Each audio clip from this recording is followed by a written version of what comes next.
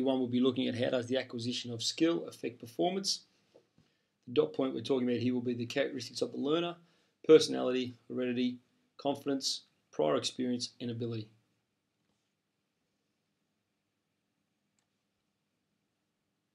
Just looking here at this picture, a little mind map, just going through some of the acquisitions of skill and how they affect performance. And again, the 5 we mentioned from the previous dot point was personality, ability, prior experience, heredity, and confidence. So all these 5 areas here, as can be shown, are going to have an impact on how an athlete will perform in a certain skill and in their performance. Looking at personality. Obviously, personality, every person in the classroom is going to have a different personality from people around them. It's what influences someone's behaviour or their motivation. It's important for a coach to know the different types of personalities that exist within their team. You know, some might be very aggressive, some might be very placid, might be a bit more calm. So based on the characteristics that they have and their personality, would be some form of an impact on what sort of sport they would play. An athlete's motivation level is also important too when we talk about personality. Difficult for a coach to teach an athlete new skills if they're not really that motivated. Other personality types are the optimistic athlete, where everything is good and positive. It's easy for these people because they maintain high motivation and have high levels of arousal, which maximises their learning. So the personality plays a big part. Prior experience.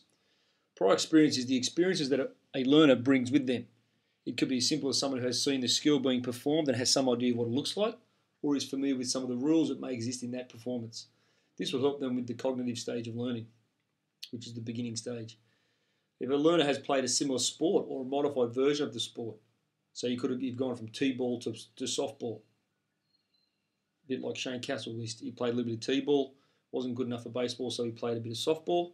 That's going to help him swing the bat and be a little bit, have an idea of how the performance should be occurring. That's prior experience. We talk here a bit, and the bottom is an example. Someone takes up basketball. The skills of netball are more easily transferred to the new sport than those of skills. Those are the skills of hockey, because netball is very similar to basketball. Confidence. Confidence is the belief in oneself and the ability to complete a skill. The confidence level can directly affect whether a skill is learnt or not. The coach's job is to maintain confidence with them and amongst all these athletes at all times. To do this properly, they must make all activities achievable. So the skill they may learning must be able to achieve or learn the skill, so it's within their level. And if it's not done properly, then athletes will see themselves as a failure and not want to participate, again impacting on their motivation levels. Hereditary.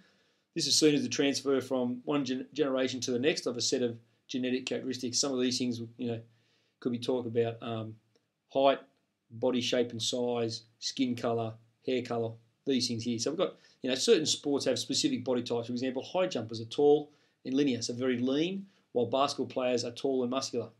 An example here, we have Yao Ming, the Chinese basketballer, who plays at 7'3".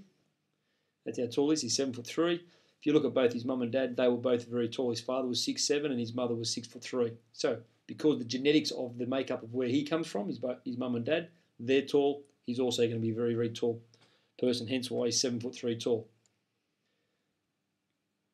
Another example here is, you talk about Greg Norman and his son, Greg Norman Jr. He's an accomplished golfer because he's played alongside his father a fair bit. He's been around the golf course with his father, so therefore some of the traits of his father have rubbed off on him, and he's got that initial skill in his genetics from his father.